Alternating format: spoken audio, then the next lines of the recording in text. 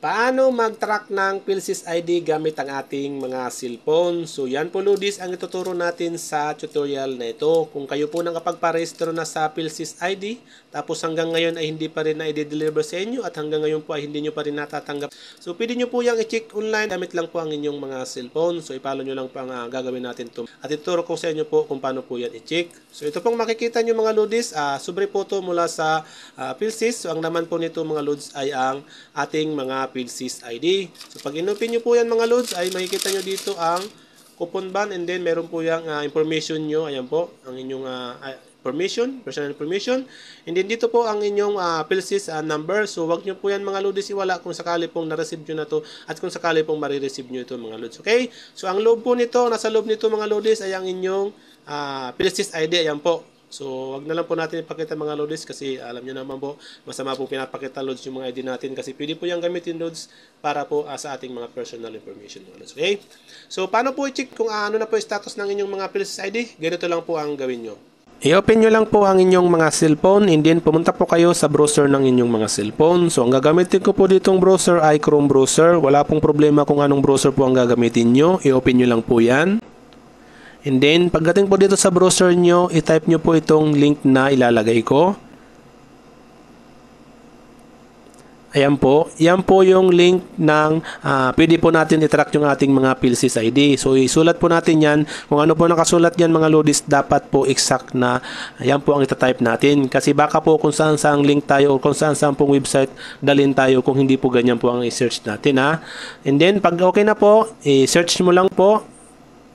And then, direct ka na pong mapupunta po sa website ng PhilPos. Ito pong website po, government website po ito. So, dito po natin pwedeng i-check yung ating mga PhilSys ID kung ano na po ang status. So, i-zoom lang po natin. Ayan. So, kung makikita nyo dito, enter tracking number. So, kung naalala nyo mga Lodis, may binigay pong papel sa inyo. Sa loob po nun ay ang tracking number nyo. Katulad po nyan. Ayan.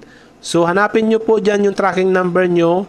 Yan po Lods ang ilalagay nyo. Make sure lang po na tama at kumpleto po, okay? Kasi po napakahaba ng number na yan, nakakalito yan. Isa-isa nyo po, make sure nyo lang po, double check nyo, triple check nyo po na dapat po same po yung i-enter nyo dito sa enter tracking number. In case naman po na nawala na ang inyong mga tracking number, yung papel po, hindi nyo na po maalala, wala po kayong copy, pwede nyo pong tawagan or i-contact yung PhilSys. Ayan po yung information na pwede nyo pong tawagan or pwede nyo pong i-email. Ayan po, ilalagay ko po yan po.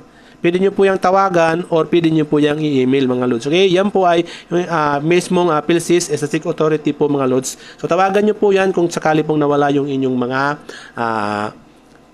transaction number po mga Lods. So dito mga Lodis, ilalagay na natin dito yung ating transaction number. Once po na nailagay nyo na ang inyong mga tracking number, click nyo na po itong track na yan.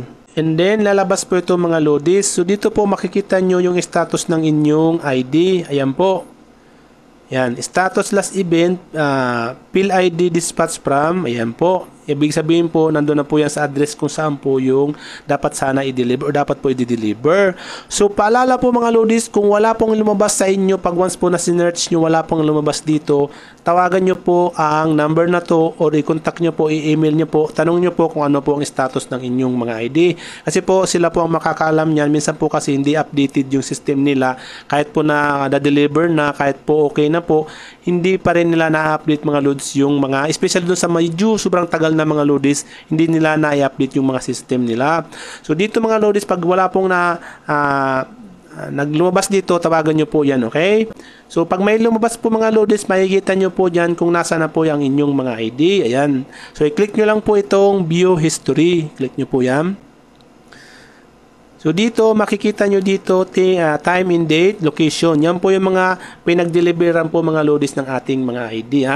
So mga Lods, kung kayo po ay nakatira sa mga liblib na lugar or kung kayo po nakatira sa mga probinsya, subdivision or yung may mga security po, condo, tingnan nyo po sa reception, tingnan nyo po doon, security, tingnan nyo po doon. Kasi po sa akin, hindi po ito deliver sa aking bahay. Bali po, kinuha ko pa ito sa aming clubhouse, doon ko po ito kinuha. So kung kayo po ay mga nakatira sa mga liblib na lugar, tingnan nyo po sa inyong mga barangay, sa inyong sa opisina nyo po ng barangay nyo po mga lods, baka po andun yung inyong mga ID pag once po mayroon po kayong record na ganito. Ibig sabihin po yan ay na-delivered na. Minsan naman po sa inyong mga post office, sa barangay po kung saan nyo po na-address yung ID na to. Halimbawa po, in-address nyo po ito sa Cavite. Kung saan po ang pinakamalapit na post office ng Cavite, doon po kayo pupunta. Huwag po kayo pumunta sa Bulacan kayo ngayon, pupunta po kayo sa post office ng Bulacan. Hindi po. Kung ano po yung location po or address po ng pinag-addressan nyo nung registered po kayo, doon po, tingnan nyo po sa post office nun, minsan po andun po yan, hindi pa lang nila na i-deliver. So kung na-deliver na po, minsan po hindi tinutuloy sa bayang iba, ginagawa, iniiwan security, mga ganun po, or sa barangay, ganun po, okay? So ganun lang po mga lodis, ang pag-check ng ating status ng ating mga PLC's ID. So sana po nakatulong mga lodis. Kung may mga katanungan po kayo, pwede po kayo mag-comment sa comment section ng video na to at sasagutin po natin yan lodis sa abot ng ating makakaya. So hanggang sa muli lodge, much love, God bless.